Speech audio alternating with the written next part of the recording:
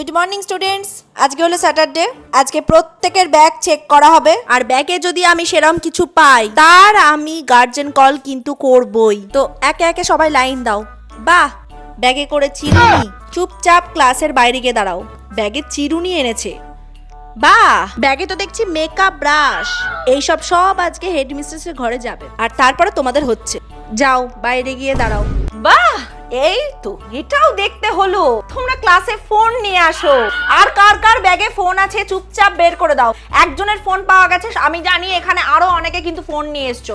আর এই যে তোমার ফোন তুমি ভুলে যাও, হ্যাঁ? এখনই হেডমিস্ট্রেসের ঘরে যাবে, তোমার বাবা মা এসে আমার সাথে কথা বলবে, হেডমিস্ট্রেসের সাথে কথা বলবে, তারপর তোমার ফোন তুমি ছাড়াতে পারবে। যাও বাইরে যাও। এটা কি? তুমি বাড়ি থেকে চুরি নিয়ে এসছো? স্কুলে তুমি চুরি দিয়ে কোন কাজটা করবে বলো তো আমাকে? যাও বাইরে যাও। কি আসপর্দা তোমাদের!